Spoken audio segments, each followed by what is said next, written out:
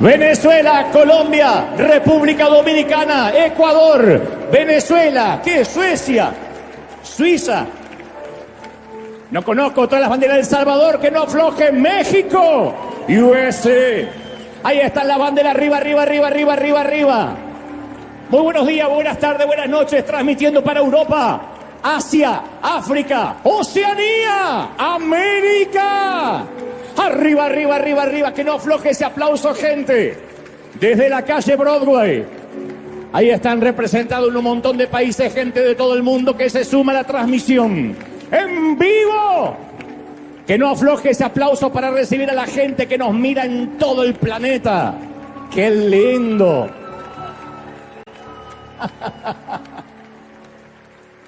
¿Cómo están? Bueno, acá le cuento a la gente que se acaba de conectar que acá estuvimos cantando casi por una hora, celebrando, adorando, viviendo una atmósfera extraordinaria, y ahora nos conectamos con el resto del mundo, con toda esa gente maravillosa que nos ve desde distintas partes del planeta. Gracias por estar ahí. Buenos días, buenas tardes, buenas noches, según los usos horarios, que eso cambia obviamente. Así que es un placer poder estar conectados. Y nosotros aquí felices, todavía con algo de calor en esta parte de California, en la costa oeste, pero sabiendo que estamos transitando los últimos 3 meses del año, más bendecidos que nunca. Así que es un placer a todos los que están del otro lado darles la bienvenida. Tenemos casa llena hoy y obviamente estamos muy felices porque creo, en un momento te voy a transmitir lo que creo Dios me dijo que te diga. ¿Estamos listos, gente, sí o no? Bueno, y como el Arena es nuestro, como este edificio maravilloso, cuando lo obtuvimos dijimos, queremos ser de bendición para la ciudad. Entonces nos propusimos, yo lo posteé en las redes ayer, nos propusimos que tanto los maestros del condado, como la alcaldía, como los concejales que tienen aquí sus votaciones, las reuniones anuales de las escuelas públicas, todo se hace aquí y no se les cobra absolutamente un peso, ni un dólar. Ni siquiera la renta del edificio, la iluminación, nuestros técnicos, los ingenieros, las cámaras. Nosotros ponemos todo a disposición. O sea que cuando no es solamente prestar el lugar, sino que cuando le cedemos a los bomberos, a la policía, tenemos un gasto que nosotros absorbemos, que es nuestro personal en planta, que son nuestras cámaras, nuestros camarógrafos, ingenieros de sonido, de audio, iluminadores, y lo ponemos todo a disposición y no lo pueden creer. Más en este país, porque por ahí en América Latina hay cosas que todavía pueden ser gratis, todavía uno se puede colgar de algún cable. Acá no, acá es extremadamente capitalista, acá estornudas y te cobran. Entonces no puede creer la policía, y ayer se reunió aquí todo el cuerpo de la policía de Anaheim. Empezó la fiesta como a las 4 de la tarde, culminó 10:30 de la noche, así que ayer a esa hora podías cruzar los semáforos en rojo. Estaba toda la policía acá, estaba toda la policía de Anaheim haciendo su reunión anual. Ellos hacen un show que se llama Anaheim Confidencial, donde presentan un caso que después el público tiene que resolver, un caso real. Esto fue, no ayer, yo dije ayer, el viernes. Fue maravilloso porque ellos están sorprendidos. Claro que al iniciar, ellos dicen, damos muchas gracias a River Arena porque nos prestan las instalaciones, pero siempre habrá de esa gente que digan, no sé si están así. La verdad es que sí, no hay nada a cambio. Y yo lo quiero decir porque esto no tiene que ver con una generosidad que es mía, porque el edificio es nuestro, es de todos. Así que cada vez que lo prestamos y lo cedemos, quiero contártelo porque creo que esto es de bendición a tanta gente que estuvo aquí y que además dice, siento una atmósfera espectacular, qué maravilloso que es estar adentro, porque les ponemos la gente de seguridad, los voluntarios. Entonces sienten un cariño y dice, ¿cuándo puedo regresar? Así que no dudo que haya policías entre nosotros hoy que hayan, para que se porten bien por las dudas. Así que a todo el condado de la policía de Anaheim, gracias por haber contado con nosotros, y a ustedes gracias también por cedérselo al departamento de policía. Muy bien, ¿estamos listos? Digan conmigo, estoy listo. Muy bien. Acuérdate, a menos que alguien trabaje para el Pentágono, el resto les ruego apagar vuestros celulares por un ratito para que no suenen, porque si empieza a sonar después todo el mundo se distrae. Ahora, si te está llamando Biden o Trump, bueno, pero si no, tengan a bien hacer el mayor silencio posible y también con el tema del celular para que nadie se distraiga. Y si algún chiquito se pone molesto, recuerden que tenemos el teatro familiar con una pantalla gigante donde los llevan rapidito, le dan 2 Lexotanil, lo drogan al nene y después regresan. No, es broma, claro, después. Bueno, antes de comenzar, y para que este título no hiera ninguna susceptibilidad, tiene que decir, esto es para otro, no para mí, amerita que haga una aclaración pertinente. Durante 1992, el candidato republicano George Bush, padre, tenía un 90% de popularidad en las encuestas. Venía de una victoria en la Guerra Fría, en la Guerra del Golfo. Entonces lo convertía en un rival prácticamente imbatible para un incipiente político joven llamado Bill Clinton. Fue entonces cuando el asesor del candidato demócrata, del candidato Clinton, James Carville, se le ocurrió que lo que parecía ser el punto fuerte de Bush podría ser justamente su potencial debilidad. Y pensó que mientras que Bush estaba solo enfocado en la política exterior, en la macroeconomía global, se estaba olvidando de los problemas cotidianos de los ciudadanos, del día a día, del bolsillo de los estadounidenses, de la economía trivial, de ir al mercado, de la gasolina. Fue entonces que Carville colgó en las oficinas de Clinton un recordatorio simple con 3 puntos básicos para la campaña. El número 1 era cambio versus más de lo mismo. O sea que la primera incidencia tenía que ver con el cambio o más de lo mismo si seguían votando por Bush. Segundo, no olvidar el sistema de salud. Eso era muy importante en aquel momento para los estadounidenses. Y tercero, escribió, es la economía, estúpido. Nunca sabremos si le dijo estúpido a Clinton, si fue un autorrecordatorio, pero escribió, es la economía, estúpido. Y esta última frase, aunque suene chocante, aunque suene fuerte, se convirtió extraoficialmente en uno de los eslóganes más exitosos de la historia, además de llevar a Clinton desde un sillón de la gobernación de Arkansas hasta el Salón Oval, hasta la Casa Blanca. Y la estructura de esta frase, que se cambia a veces un poco, se ha viralizado mundialmente, incluso mucho antes que existiesen las redes. Y se utiliza por académicos, se menciona en las universidades para destacar los aspectos que son esenciales y que bajo ningún punto de vista se puede o se debe olvidar. De manera que el título de hoy no se trata de una licencia banal mía, mucho menos de algo hostil, sino de una frase totalmente plausible, una frase que tiene un significado y que es un autorrecordatorio. En todo caso me lo estoy diciendo yo, para que nadie se sienta ofendido. Si alguien dice, me trató de estúpido, no, yo me estoy diciendo, es la vida real. Estúpido porque me hace bien recordar que eso fue lo que lo llevó a Clinton en su momento a la presidencia. Dicho esto, quisiera transmitirte el mensaje del día de hoy. Y tal como lo anuncié también en redes, es probable que no te guste, pero estoy seguro que te va a sanar profundamente el alma. Y está dirigido a todos aquellos que sentimos que en alguna ocasión la vida tomó un giro inesperado y no resultó de la manera que pensábamos que lo haría. Hay ocasiones que uno se mira al espejo de adulto y dice, lo que estoy viviendo, lo que me pasa, nada tiene que ver con lo que yo soñé cuando niño. Y convengamos que al igual que el calendario, la vida también tiene sus estaciones, la vida tiene sus temporadas. Bueno, no es precisamente igual que el calendario, ¿no? Porque el calendario es predecible y sigue un orden.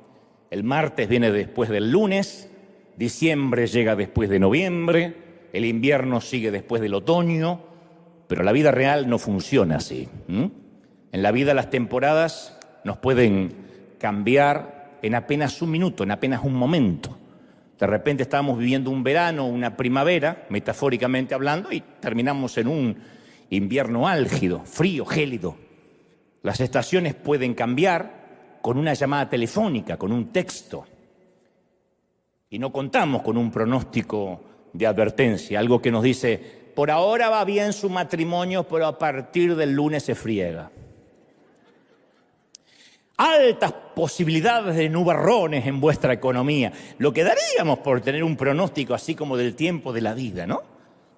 Tu hijo entrará en rebeldía en un par de meses y 3 días, para ser exactos. Manéjese con cuidado. Sería maravilloso, pero la mayoría de las veces nada ni nadie nos alerta que en medio de un cielo despejado nos puede caer un chubasco, una tormenta. Eso es la vida. Vive lo suficiente y tendrás o tendremos nuestras dosis de tormenta. Y todos nosotros, en uno o en varios momentos de nuestra vida, experimentamos una pérdida devastadora. Un miembro de nuestra familia, un ser querido, un amigo, muere repentinamente. Nuestro cónyuge tiene una aventura con otra persona y lo descubrimos. Nos encontramos solos después de un divorcio doloroso. Nos diagnostican un tumor, un cáncer. Nuestro hijo nace con una discapacidad seria. Y después infertilidad, quiebras, amistades rotas, pérdidas de la memoria, etc.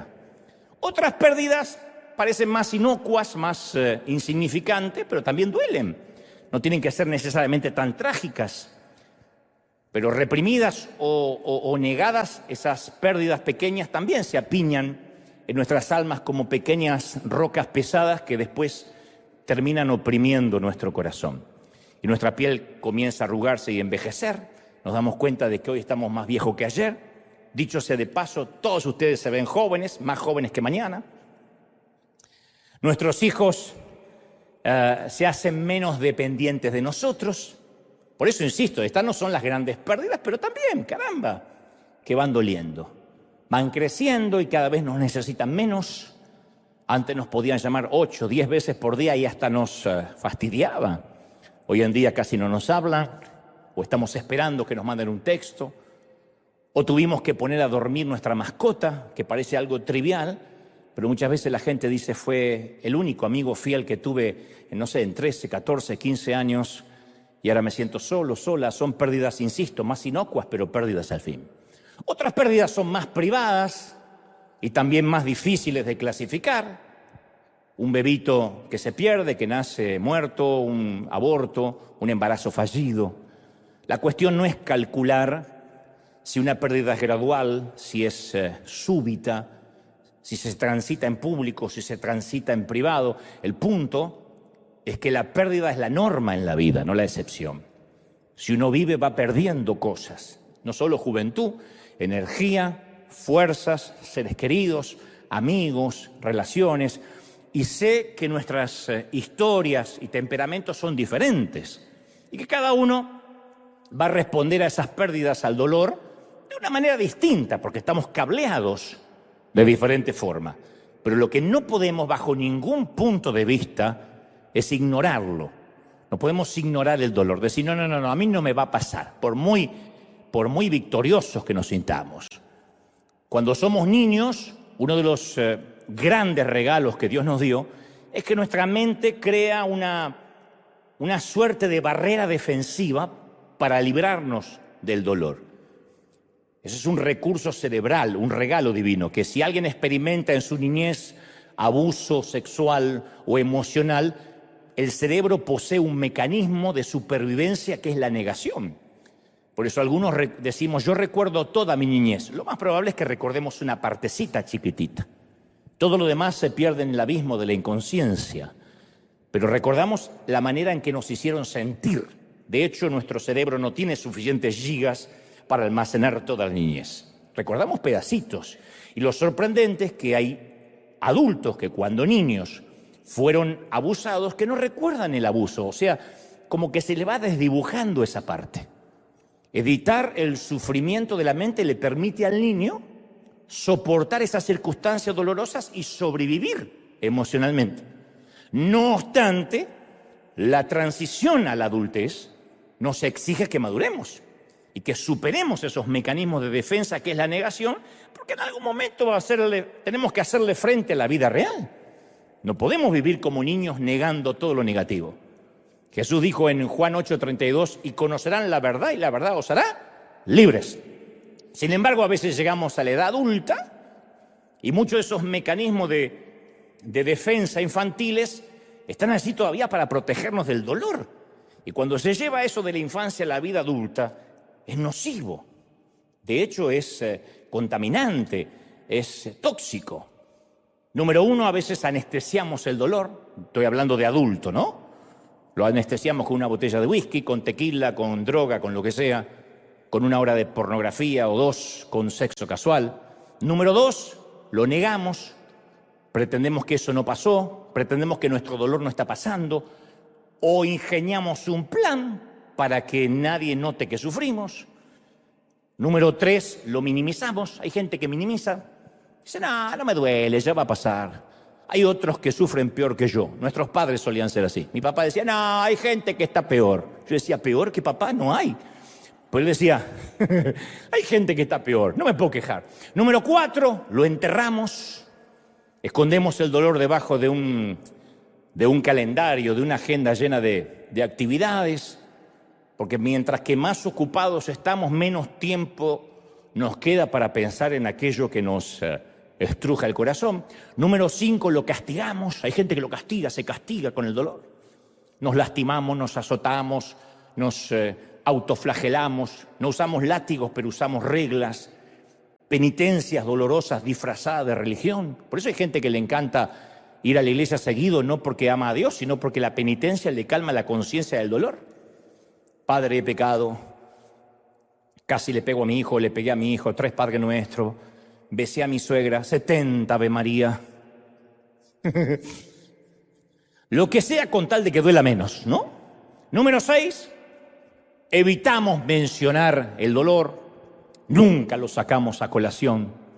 Hay gente que mantiene la vida muy superficial y cruza los dedos para que el monstruo de la laguna del dolor se mantenga en lo profundo. Yo digo siempre, muéstrame a alguien que se ría todo el tiempo y te voy a mostrar a alguien que está tratando de mitigar el dolor. La risa es maravillosa, pero yo te estoy hablando de aquel que hasta en el funeral se ríe. Aquel, ¿cómo estás? ¡Bien! El que se ríe como Joker es que tiene un problema, que está tratando de mitigar, ¿no? Número 7, desviamos el dolor.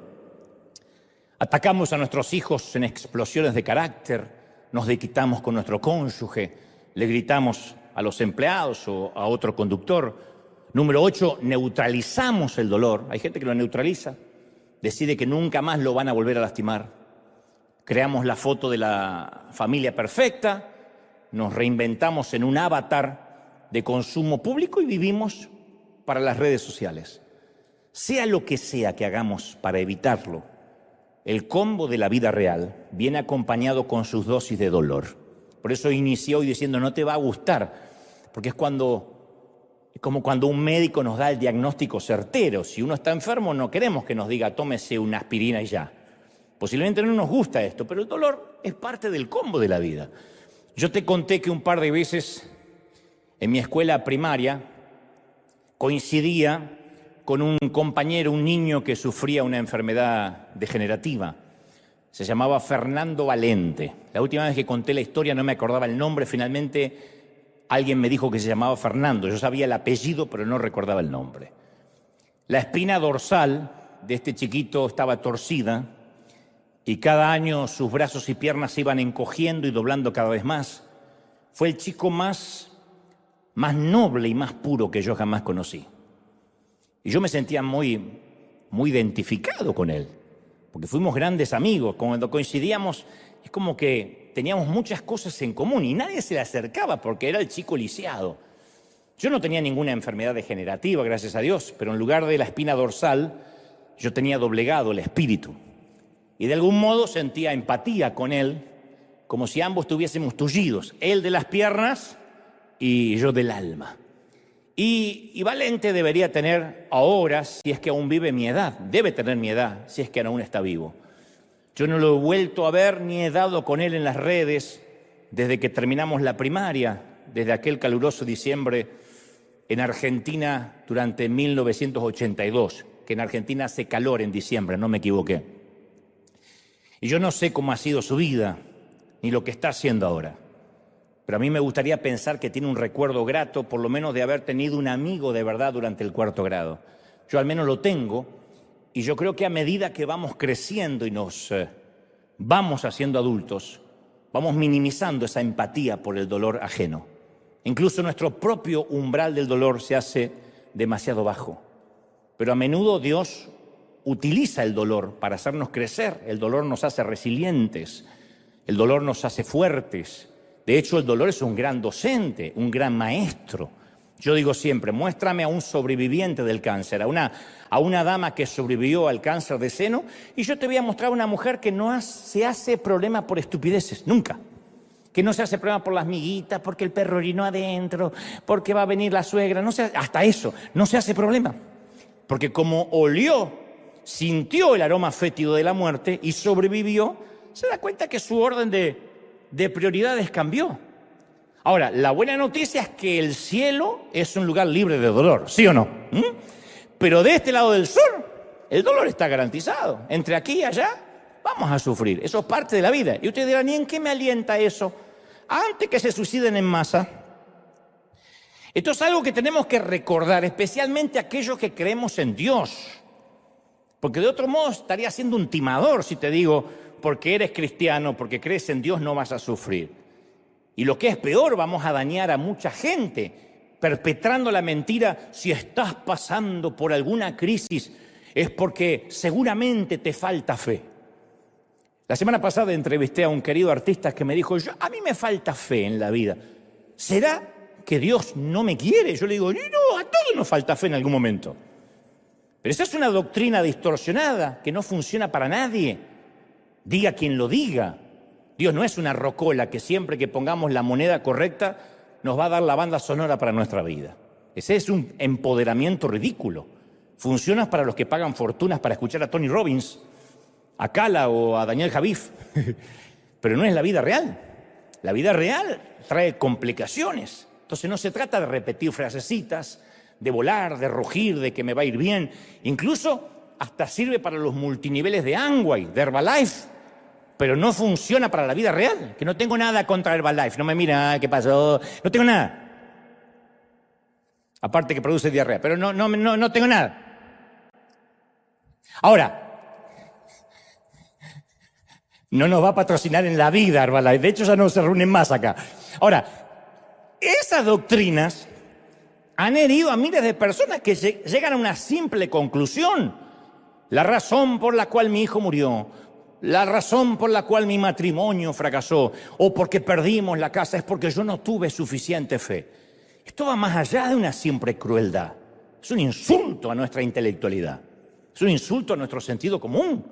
Jesús nunca prometió un camino fácil. Nunca dijo que habría rosas sin espinas, años sin inviernos, caminos sin obstáculos, ni en el matrimonio, ni teniendo hijos. Todos vamos a pasar situaciones difíciles. A decir verdad, Jesús dijo todo lo contrario. Dijo, en el mundo tendréis aflicción. Pero confiad, yo he vencido al mundo. Pero van a haber problemas. Esto es una promesa que muchos no le quieren hacer repetir a la gente. Dígale al que está a su lado, vas a tener problemas, mijo. No. Pero Dios nunca prometió un camino fácil. Lo que Cristo promete, sin embargo, es que en las noches más oscuras, en los momentos más difíciles, en las batallas más largas, vamos a tener paz. Vamos a saber que todo va a estar bien, que vamos a salir adelante, pero vamos a tener problemas, ¿sí o no? Ahora, imagínate en la tumba de Lázaro, que Jesús en lugar de llorar dice, bueno, arriba todo el mundo, nadie llore, Marta, María, chicas, chiques, machitrulos, empodérense, imagínense. O cuando Jesús estaba en la cruz, en vez de decir, Dios mío, ¿por qué me has desamparado? Hubiese dicho, bueno, no es para tanto, peguen un grito de júbilo, voy a resucitar. No, el dolor es indispensable para transitar la vida real. Por eso siempre digo que no hay peor catástrofe, gente, que en la vida real es estar sumergido en una falta de realidad, que en la vida espiritual no falte una dosis de realidad. No hay peor cosa que vivir flotando en una nube de flatulencia religiosa. Miren qué fino que lo dije, ¿no? Y cada vez conozco más gente viviendo ahí. De hecho, la verdadera vida espiritual no es una huida de la realidad, sino un compromiso absoluto con la vida real. A mí me sorprende cuando alguien por ahí ve nuestros mensajes y después me conoce personalmente y me dice, pero sos un tipo real, pero hablas como una persona normal.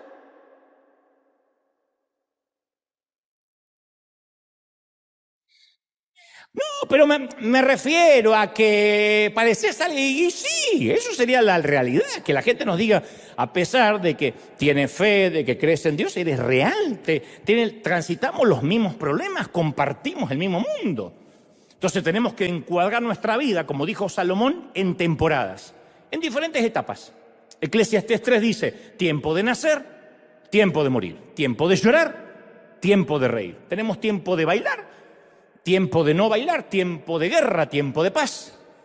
Pero en ocasiones la cultura, la sociedad, nos abruma para que creamos que solo existen los tiempos de nacimientos, de risa, de baile, de paz. Y cuando a uno le pasa lo contrario, siente que algo está mal. Hace poco una mamá me decía, yo tengo 3 hijos chiquititos y me siento atrapada en mi propia casa. Hasta tengo que orinar con la puerta abierta porque el más chiquitito se puede o caer o pasar algo, así que ni siquiera tenía un momentito de intimidad. Y me decía, se me va la vida. Pero en realidad lo que ella siente es la presión de creer que es la única en el mundo que está viviendo esa temporada. Que es la única que ahora le toca lidiar con un montón de chiquitos. Las personas muestran su éxito en sus redes que parece estar en las antípodas de la vida real. Pero lo que mostramos en las redes nunca es la vida real. Son las mejores partes de nuestra historia. Sacamos la foto así. Porque si sale así, sale papada. ¿O no? Nunca se saquen la foto de abajo. Nunca, nunca. Ni aunque sean las Kardashian, nunca se saquen la foto de abajo. Siempre hay que sacar así de arriba. Así. Ahora, si hay otras cosas que tapar, bueno. Y después se le ponen filtros. Pero esa no es la vida real. El problema con las redes sociales y los filtros es que yo sé que a muchas mamis le pasan que ven a mujeres profesionales que lo hacen todo estupendamente, madres con un oficio que lo hacen fenomenal, madres cocineras que hacen unos postres a la perfección y el tuyo te sale así, un pastel todo doblado, que parece que lo hizo el exorcista, ¿o no? Y te muestran sus casas impecables, sus pasteles caseros, sus fiestas temáticas de cumpleaños, sus ejercicios de abdominales, fortalecimiento de glúteos, así. No son reales. Sus 10 consejos para un matrimonio feliz, sus 3 niños rubios salidos de un comercial de cereal, sus locas ideas de bricolage para una noche divertida en familia. Y tú dices, yo lo único que quiero es que llegue la noche para arrastrarme hasta la cama. ¿Qué voy a querer hacer? Bricolage. ¿O no? Pero esa temporada.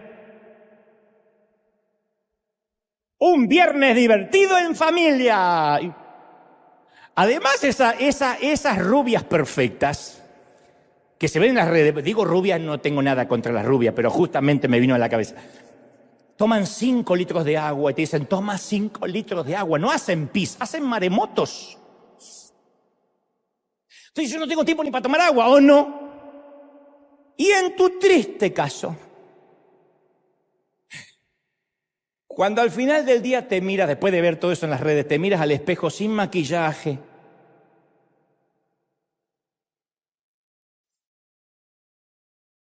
desgreñada, sin ganas de bañarte, total, ¿ya para qué? Vomitada acá. Te pregunta, ¿qué estoy haciendo mal? Me falta fe.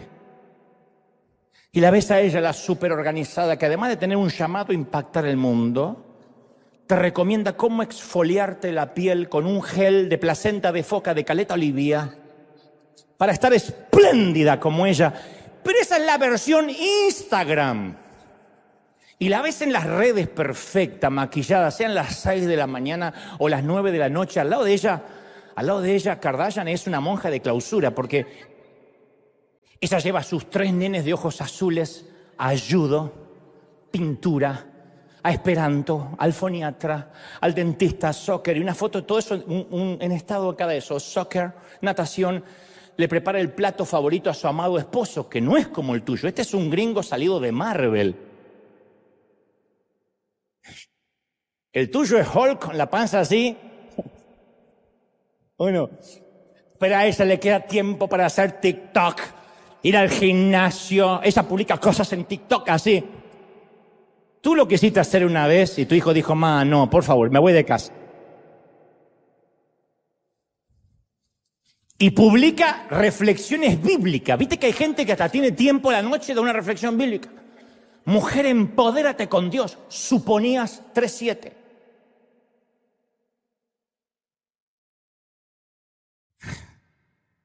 Las bellas heredaremos el reino de Dios. Inventaciones 2:3. Sé una mamá completa y saludable. Primera de Optimistas 5:5. ¿A dónde lo saca? Soy una victoriosa nuera. Carta a los Hebreos 2:13.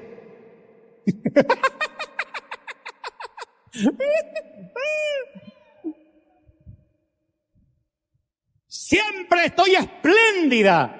Instagramenses 2:16. Y son de esas que se comen una vaca y no engordan, son endemoniadamente flacas. Y aparte tampoco sudan, no se destiñen, no se le ven raíces con cana, no tienen bigote. ¿Y tú? Ternura. Realizas 1.000.000 de tareas domésticas, desarticulas 48 peleas familiares. Disciplinas corriges 230 veces al día porque tu esposo no se involucra, vive cansado, no se ha vuelto a escuchar su voz desde que dijo sí quiero en el altar. Es Bernardo, el mudo que acompaña a Diego de la Vega, no habla. Hace. Y va.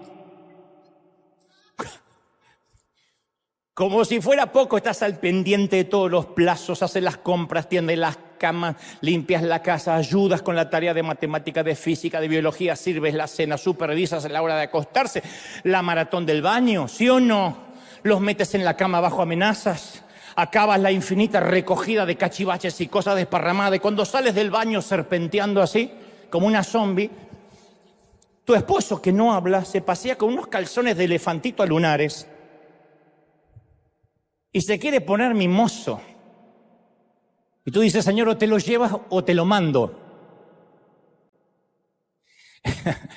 Y cuando ya estás por dormir, exhausta, porque cumples,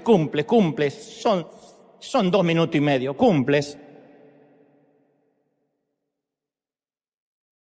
Digo, en llegar del baño a la cama,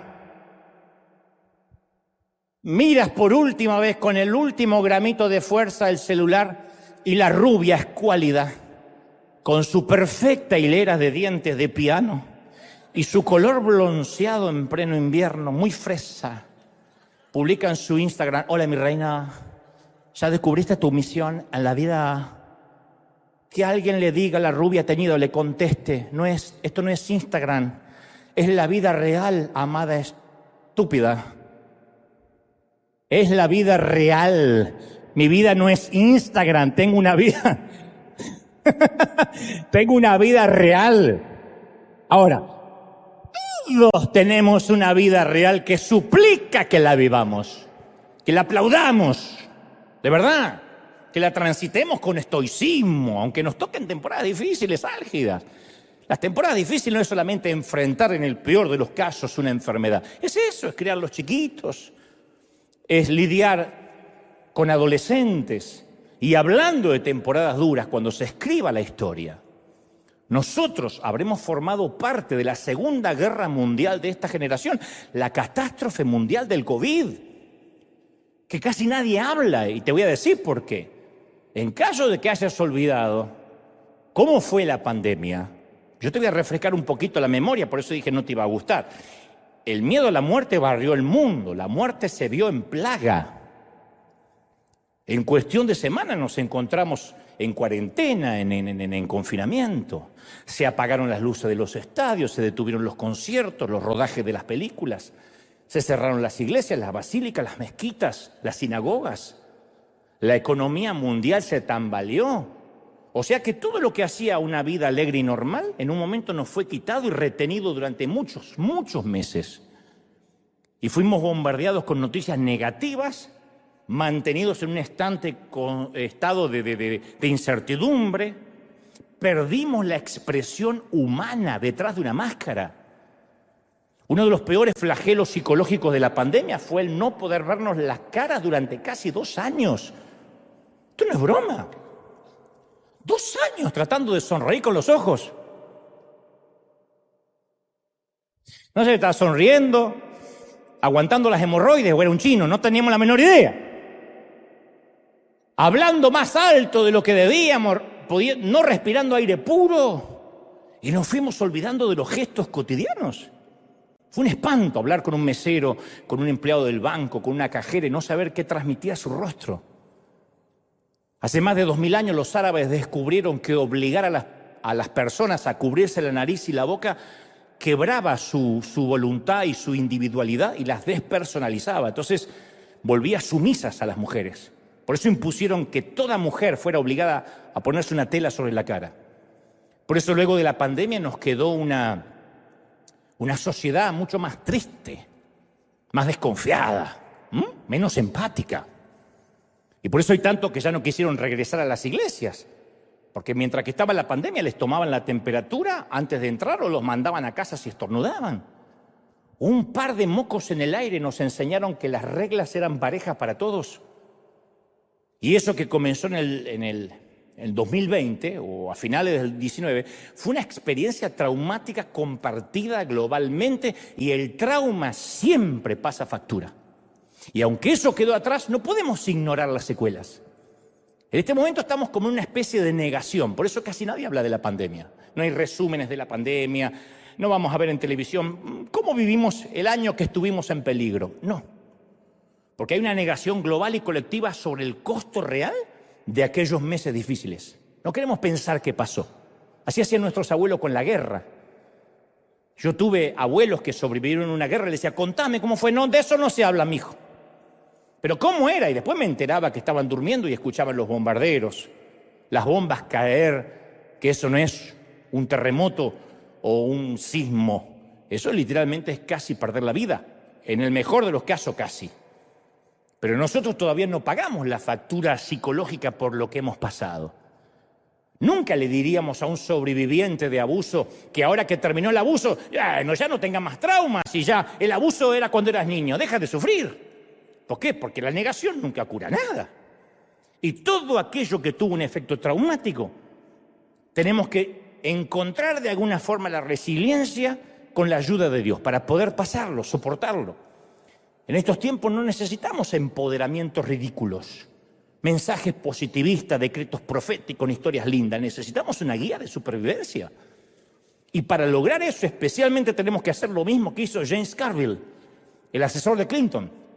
Pegar en nuestra pared un autorrecordatorio, no sé cuántos se van a animar, pero pueden pegarlo en la nevera hoy, que diga, nunca lo olvides, es la vida real, estúpido. Pero no es que se lo están diciendo a nadie, no se lo pongan mi amor, es la vida real, estúpido, no se lo pongan al esposo. Sino que cuando estés abrumado por la vida, sepas que tienes que saber que eso es la vida real.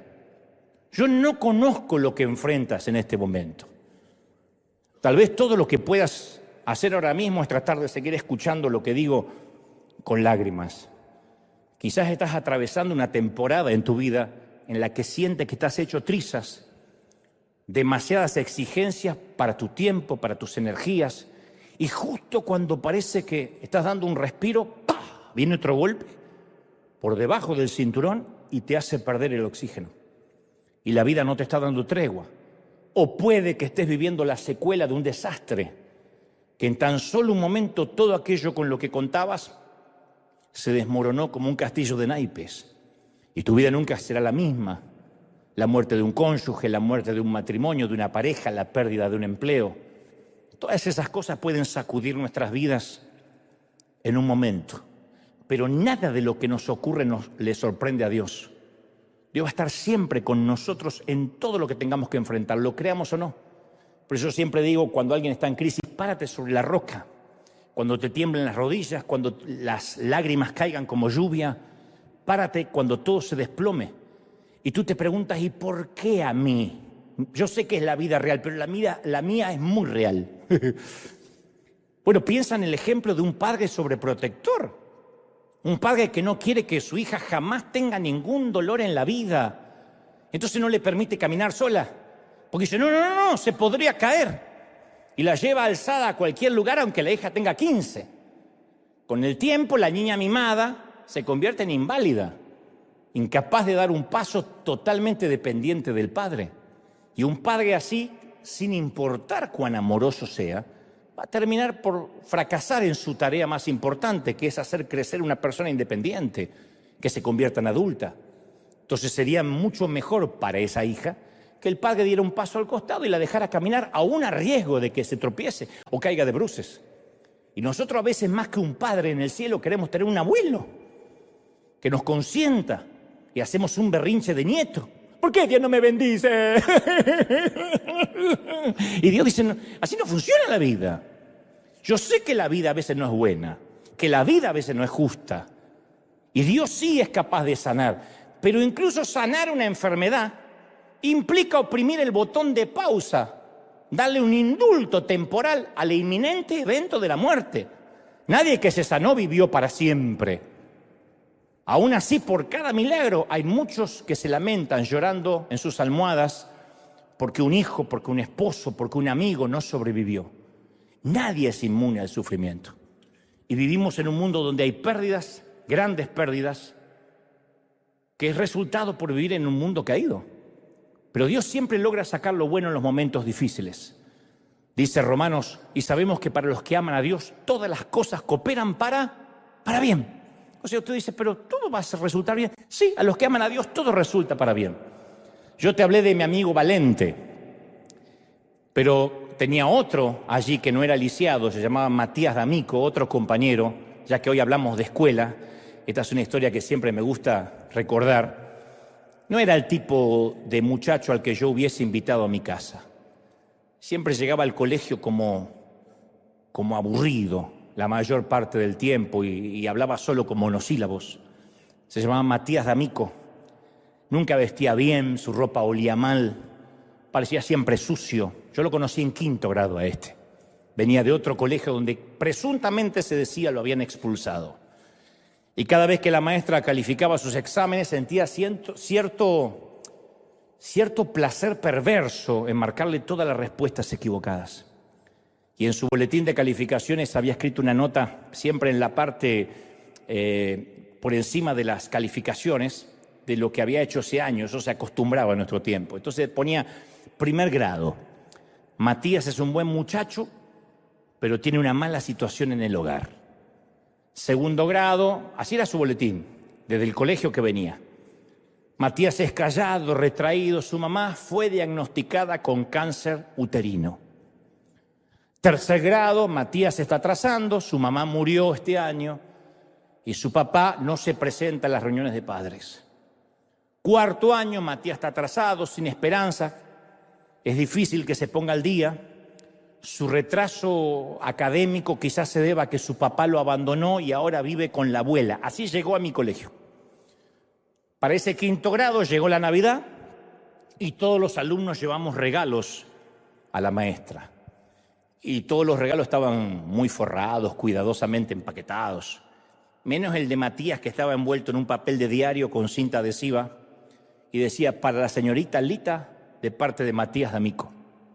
Y la maestra iba abriendo los regalos, uno tras otro, y cuando abrió el de Matías, adentro había un collar artificial, una de billutería, que le faltaba la mayoría de las perlas.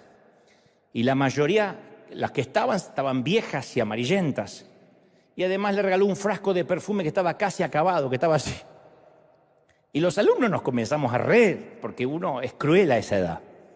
Y la señorita Lita tomó el collar, dijo, qué rico huele este perfume, y tomó el collar y se lo puso, estaba horrible el collar. Y al final de la clase, Matías se acercó tímidamente, le dijo, me alegro de que le gustaran mis regalos, porque durante todo el día usted ha olido como mi mamá. Y el collar de ella se le ve bien también a usted en su cuello. Y cuando él se fue, la señorita Lita bajó la cabeza y todos vimos que sollozó o intentó llorar. Durante el resto del año, la señorita Lita ayudó a Matías más que a nadie, se quedaba horas explicándoles lo que no entendía. Y después de aquello, no se volvió a saber de él por un tiempo, porque séptimo grado, uno se despide de la primaria. En ese entonces la primaria terminaba en séptimo. Con el correr de los años llegó una nota, porque esto fue publicado en redes, cuando después se inventaron las redes sociales, que decía: estimada señorita Lita, quería que usted fuera la primera en saber que me voy a graduar de la secundaria y soy el segundo de la clase. Con cariño, Matías D'Amico. 4 años después llega otra nota. Estimada señorita Lita, la universidad no ha sido fácil, pero me gusta y quería que supiera que soy el primero en mi clase. 4 años más tarde, estimada señorita Lita, si es que todavía vivía la señorita Lita, quería que usted fuera la primera en saber que a partir de hoy soy el doctor Matías D'Amico. Me acabo de recibir en la Facultad de Medicina. Y quisiera que se venga a sentar donde se habría sentado mi madre, porque usted es lo más parecido a una familia que yo haya tenido alguna vez. Eso es lo que produce el sufrimiento en algunas personas, que en lugar de destruirlas, las hace más resilientes, más fuertes, las hace más resistentes. Jesús pronunció una parábola en Mateo 7, dijo: por tanto, el que me oye y pone en práctica mis palabras, yo lo voy a comparar como un hombre prudente que construyó su casa sobre la roca. Y cayeron las lluvias, crecieron los ríos, soplaron los vientos, azotaron aquella casa y con todo la casa no se derrumbó porque estaba cimentada sobre la roca. Otra vez Jesús no promete una playa sin vientos, o una vida sin tormentas, o una primavera absoluta. Él dice: no, lo que va a cambiar es dónde estás edificado. Pero el pronóstico es: edifiques sobre la arena o sobre la casa, vendrán las tormentas.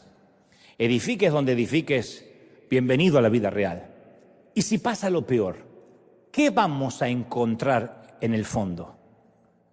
Solo las personas que han tocado fondo tienen el derecho a informarnos con veracidad si encontraron a Dios en el fondo o no. En el fondo más profundo, para los que edificaron correctamente, se encuentra un Dios fiel. Y el hecho de edificar nuestra casa sobre la roca nos hace inmune a las tempestades, a los despidos, al rompimiento de las relaciones, a las suegras. Ahora, no hace que nuestro corazón se vuelva a prueba de sufrimiento. No sufro porque yo creo en Dios. No. No hace que no podamos sentir la punzada de una pérdida, de una vergüenza, de un fracaso, de un rechazo. Yo, de hecho, no soy capaz de medir la profundidad del dolor de los papis que pierden a un hijo y están sentados aquí todos los domingos. No lo entiendo. Yo digo siempre que uno pierde un cónyuge y es viudo, pierde un padre y es huérfano, pierde un hijo y no hay nombre para eso. No hay un nombre en el diccionario para eso. Y sin embargo me consta que aquí hay papis, mamis que han arrojado un puñado de tierra sobre el ataúd de su hijo o besado una frente fría de un pequeño. Y me han dicho algunos de ellos, me consta, tenemos una mami aquí en el coro que dice: si yo no conociera a Dios no hubiese podido salir de la cama. Y es que en el fondo encontraron roca sólida, de alguna forma Dios le dio valor y gracia para salir adelante. Entonces, si uno edifica sobre Cristo, podemos tocar fondo y aunque perdamos el aliento, seguimos respirando, seguimos en pie, en medio de la tormenta. Cuando tocamos fondos, nadamos hasta las superficies después de haber visto a Dios en ese fondo. Y eso es más grande que cualquier dolor que hayamos tenido que atravesar. Porque en el fondo siempre está la fidelidad de Dios. En el fondo, gente, hay roca. En el fondo todo está bien. En el fondo se sobrevive. ¿Estamos de acuerdo, sí o no? En el fondo hay roca. Y hay de los que dicen: no, es que, sabes, tú no sufres. No, es que sí, es que en el fondo hay roca. En el fondo hay solidez. Y entonces quiero terminar hoy con otra pequeña historia que te quiero regalar, porque yo sé que este es un mensaje, como te dije, que no te iba a gustar, porque a nadie le gusta que se hable del sufrimiento. Pero la idea es que se vayan alentados, la idea es que digan: tomo nuevas fuerzas, tomo nuevo valor. Y esta es una de las historias que no puedo explicar mucho, así que el que tiene oídos, que oiga. ¿Estamos? Dicen por ahí que en el reino animal hay dos maneras de defender la vida, desde adentro o desde afuera. Y los seres que deciden quedarse quietos en el reino animal, porque la comida llega hasta ellos, arman un caparazón. Y cuando se tienen que trasladar, su movimiento se convierte en un penoso calvario, llevando a cuesta la cruz del caparazón que los defiende. Esta es la historia de los caracoles y otros tantos moluscos que no tienen esqueleto, pero que han dedicado toda su capacidad a elaborar una costra para defenderse. En cambio, los animales a quienes les ha seducido el movimiento prefieren correr el riesgo de vivir sin defensas y dedicaron toda su capacidad a la construcción de un esqueleto, algo que les diera la firmeza por dentro y les permitiera exponer su piel al roce, a la intemperie, al dolor. Y pasan los años y encontramos antiguos caparazones que datan a veces de millones de años y están intactos. Los caracoles, por ejemplo, que están a la vera de la orilla del mar. Lo único que le falta es la vida. La vida ha desaparecido, asesinada por la opresión del caparazón calcáreo. Pero el envase se conserva ahí perfectamente. No podemos negar que el caparazón logró superar el tiempo, resistir todos los ataques exteriores. Lo único que no logró defender fue la vida. Pero luego está la ostra marina, que tiene otro tipo de caparazón, pero otra cualidad. No es un caracol de tierra, es la ostra marina. Y algún día conté esta historia. La ostra de nuestra historia se llama Marina, justamente, nombre original para una ostra. Y Dios puso los ojos en ella y decidió que fuera valiosa. Ella no pedía mucho, solo ansiaba ser feliz, no sufrir. Y un día, allá en las profundidades del coral, Dios permitió que en el interior de Marina entrara un granito de arena. Dicen que fue durante una tormenta marítima, pero no de esas que provocan el oleaje de superficie, sino que mueven los fondos de los océanos. Y cuando el granito de arena entró en su existencia, Marina se cerró violentamente. Así lo hacía siempre cada vez que algo entraba a su vida, porque era la manera que tienen de alimentarse las ostras. Todo lo que entra en su vida es atrapado, desintegrado y asimilado. Si esto no es posible, se expulsa ese objeto extraño. Pero con el granito de arena no pudo hacerlo de siempre. Constató que ese granito era sumamente doloroso.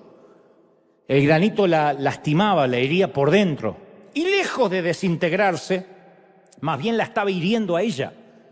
Y aunque lo intentó, no pudo expulsar ese objeto. Y ahí comenzó el dilema de Marina. Lo que Dios le había mandado no se dejaba integrar, pero tampoco suprimir.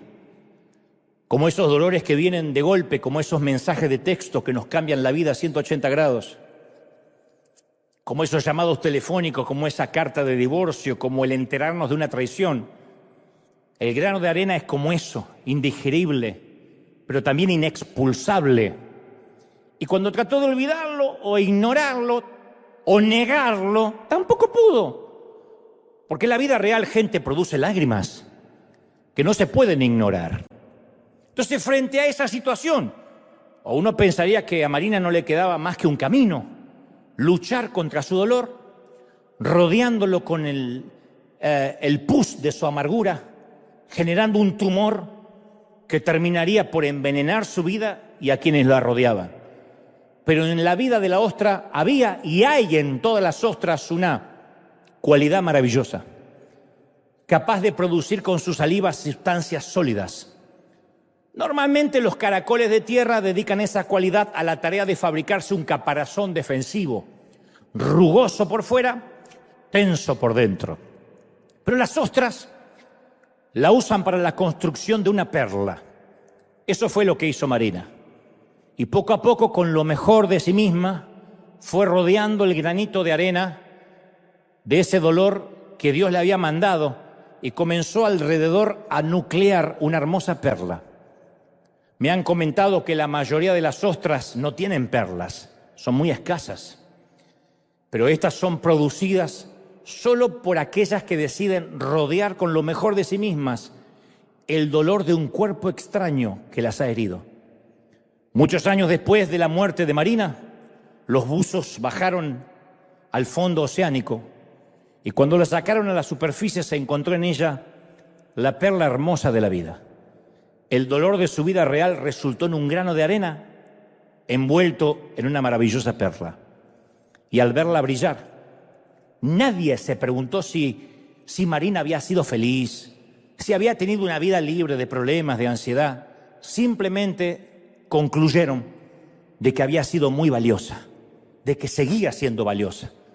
Porque al fin y al cabo, gente, todos en algún momento en esta vida tocamos fondo. Y es porque Dios quería que saliera a relucir aquello valioso que siempre estuvo en nuestro interior desde niños y que la vida adulta nos hizo olvidar. Claro que es la vida real, pero tranquilo, mi querida, tranquilo, mi querido, que en el fondo siempre hay roca y en el interior siempre hay algo valioso, siempre hay perlas. Dale un aplauso grandioso a este señor de señores, que se escuche ese aplauso arriba, gente.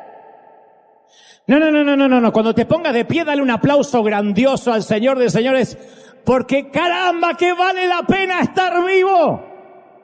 Es la vida real, pero algo bueno va a salir de esto. Alguien tiene que creerlo, ¿sí o no?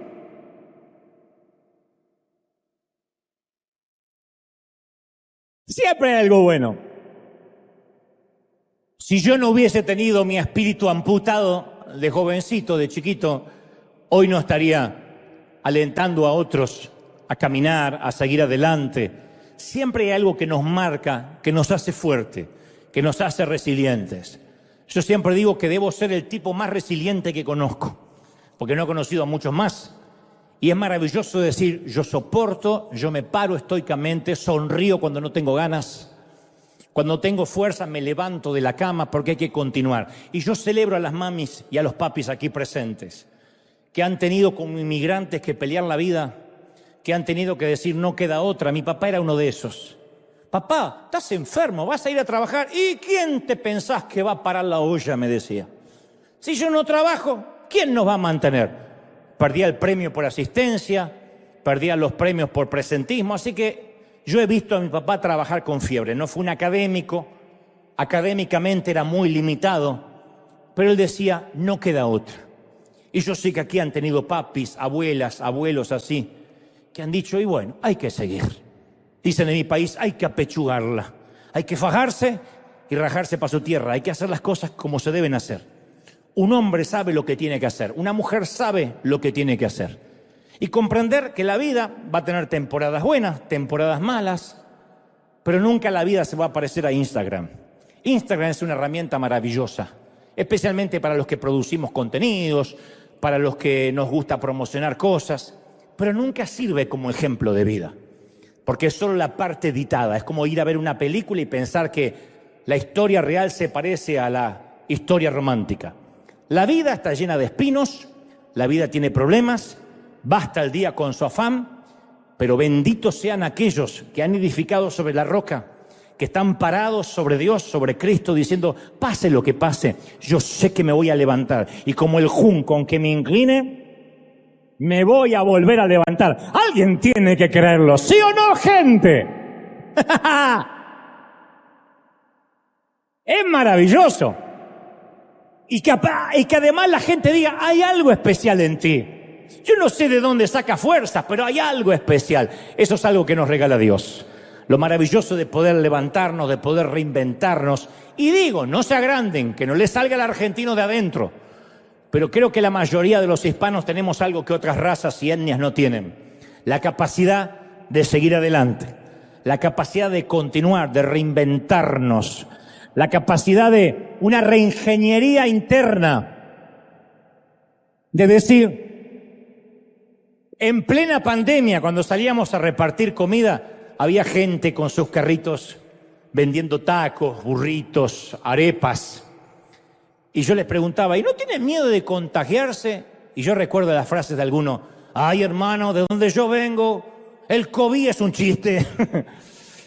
De lo que yo he pasado nos decían, pero no tienen miedo, y hay que trabajar, y hay que salir. Y salían.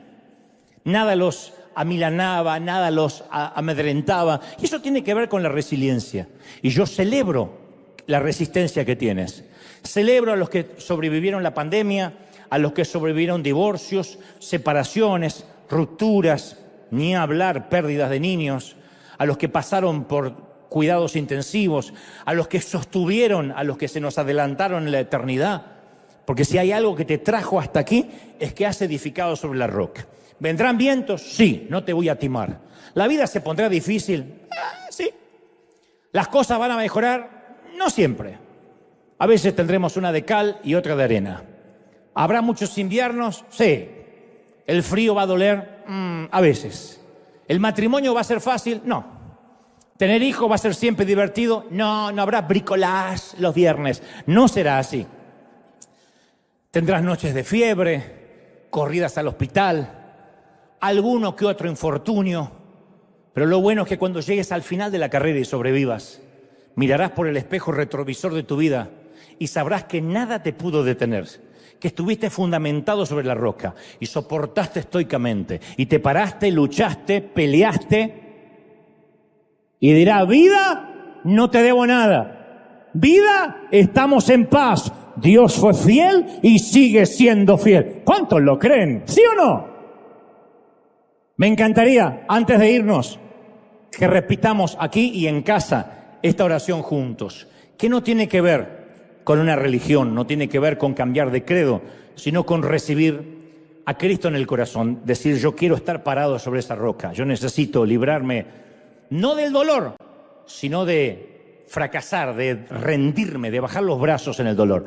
Así que los que estén aquí y en casa, me encantaría, tengan a bien, puedan decir conmigo, Señor Jesús, entra en mi corazón, perdona mis pecados y ayúdame a transitar la vida. Con todo el alma, vamos, a transitar la vida, a transitar el sendero que me queda por delante. Dame fuerzas para pararme sobre la roca. Anota mi nombre en el libro de la vida. Y ahora sí me encantaría orar por todos. Padre, gracias por estos tus hijos. He transmitido lo que creo me has dicho que les diga. No he agregado ni he quitado lo que considero es lo que has puesto en mi corazón. Gracias por ellos. Los bendigo, Señor. ¿Cómo te ama el Señor? ¿Cómo no te va a amar princesa? ¿Cómo no te va a amar príncipe? Se ha dado la vida por ti. Bendigo a los que están peleando la vida, los que pelean palmo a palmo la vida, los que todas las mañanas se levantan, suben a una carretera o un freeway, a la ruta, a donde sea, a pelearse por unos pocos pesos para mantener a la familia con alimento. Oro y bendigo a las mamás solteras, a los papis que crían hijos solos, a los que tienen la custodia, media custodia, a las viudas, a los solteros, a los que están separados, a los que están atravesando un cáncer, metástasis, a los que la vida los ha golpeado fuerte, pero hoy sacan fuerzas. Hoy dicen, yo voy a resistir. Aunque vengan vientos, aunque vengan tempestades, van a resistir. No te entregues. El Señor me dice que te diga, no te entregues, no te rindas, no bajes los brazos. Si puedes, levanta tu mano al cielo y dile, Señor, yo me levanto como vencedor, yo creo que lo voy a lograr. No te entregues, no bajes los brazos, no te rindas. Rocky, aún no suena la campana, no bajes del ring. Vamos, un round más. Pelea un round más, pelea por lo que quieres, pelea por lo que amas, sigue peleando, sigue luchando. No te deja el Señor. Los que están atravesando tu crisis, yo sé que está oscura la noche, pero cuanto más oscura está la noche, más cerca está el amanecer. Así que a todos los que hoy están aquí, te bendigo en el cuerpo, en el alma, bendigo tu entrada y tu salida, tu acostarte y tu levantarte, tus fuentes de trabajo, tu creatividad. Bendiga a Dios tu mente, te regale mucha salud. Bendiga a Dios tus hijos, bendiga el fruto de tu vientre, el fruto de tus manos. Te bendiga a Dios en las fronteras, en la entrada y en la salida, en la ciudad y en el campo. Lo que pienses, lo que sueñes, lo que visiones. Que Dios te dé no solo un domingo, sino un fin de año bendecido. Y que puedas resistir y que la vida real no te golpee demasiado y que puedas vencer, porque no estás solo. Dios y tú son mayoría. Te bendigo en el cuerpo, en el alma y en el espíritu. Dios te bendiga Dios te guarde. Da un aplauso al Señor de señores.